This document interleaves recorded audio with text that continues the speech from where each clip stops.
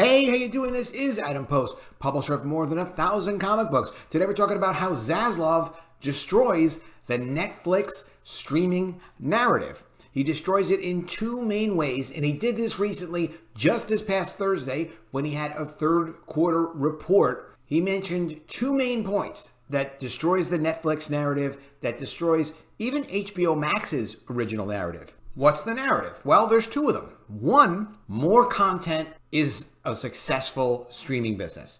The more you have, the better you have. Well, Zaslav says something different. Zaslav says, no, it's not about how much you have. It's how good the content is. And, good can mean a lot of different things to a lot of different people. When he's talking about good, he's talking about the reputation of HBO, always producing high quality content. He's talking about high level brands like Batman and the rest of DC. He's talking about Harry Potter. He's talking about their Friends shows that they own and multiple classic TV series, as well as niche-oriented stuff that consumers see as good because it's the interested thing that they have. They have a passion for golf. They have a passion for cooking, whatever it might be. That level of good content is what Zaslav says is important in streaming. The second thing that he addresses is it doesn't make sense to make a $200 million or $100 million movie or even a high-priced television show and offer it only through a streaming service.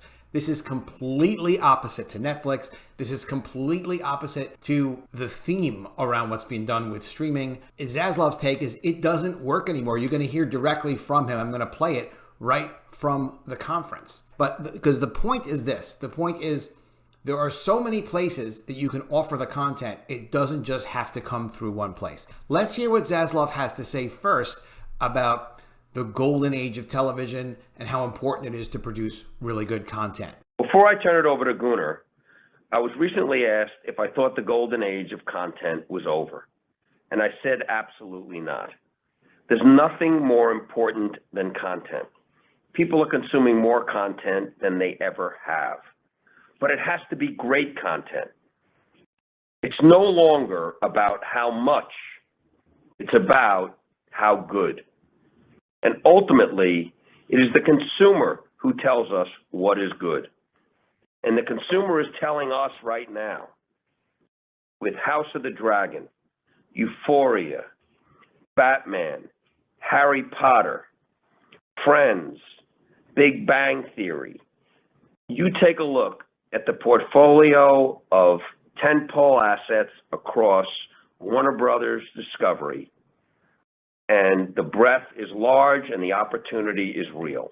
So there's Zaslav explaining, hey, it's not just about having huge amounts of things for people to watch. Discovery, Warner Media, put them together. They have more shows than you could possibly watch as they produce new content on top of it for the rest of our lives if you only watched it once. It's not about that. It's about having the content that people watch and come back consistently to watch that content. They have all the stats, they have all the numbers, they know exactly what people care about and exactly what they're watching, which is why they're so free to go ahead and say, okay, we're not going to carry this anymore. We're not going to offer that anymore. We're not going to offer those things anymore. They're never going to take all of their content and even put it on the HBO Max app or whatever their new app is going to be because it's a flood. It's way too much content. It's about helping people cultivate what it is they're really passionate about and what they're really interested in and making sure they have that content available. The next thing that Zaslav talks about, talking about how ridiculous it is. And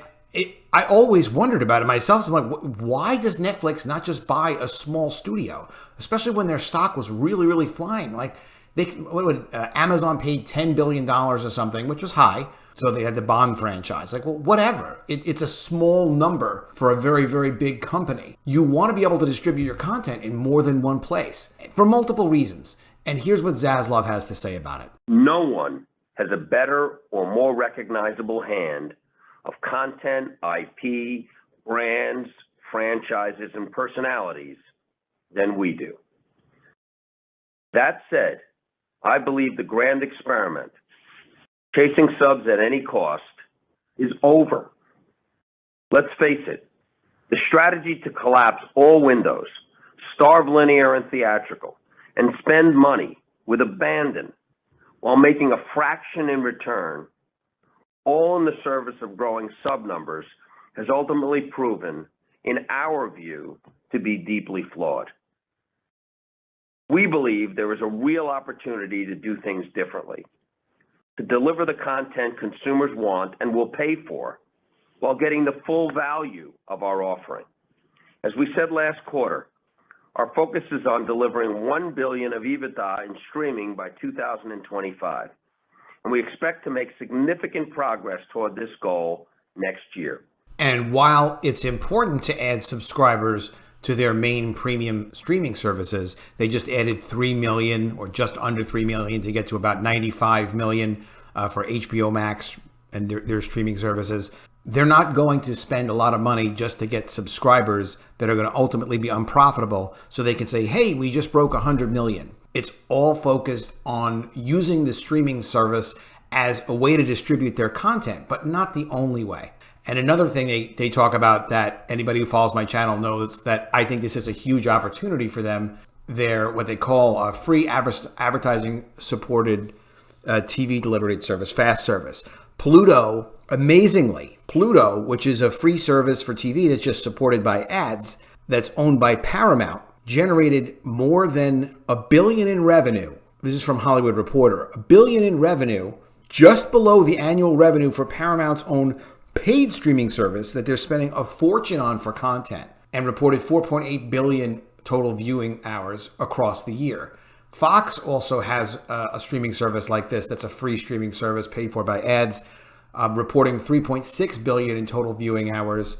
And the company Paramount is on track to reach 100 to 120 million monthly active users globally by the end of 2024, which is really pretty incredible. It's 72 million by the end of the third quarter already for Paramount's Pluto.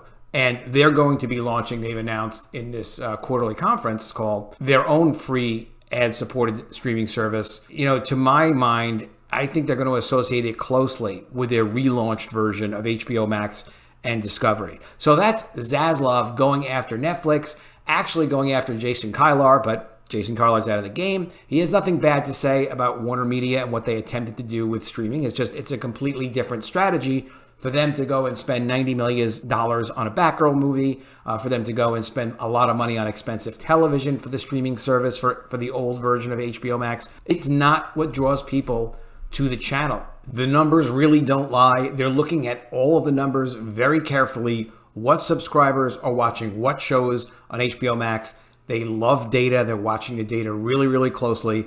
And if they have content that's on that service that no one watches and no one spends time on, it's going to get cut. And that's what's going down. That's Zaslav destroying the Netflix narrative. Let me know what you think of this in the comments below. Please be sure you are subscribed to the channel. Click the bell for notifications. Give me a thumbs up when you like it. And I will see you again soon with another video. And if I don't see you, I will miss you.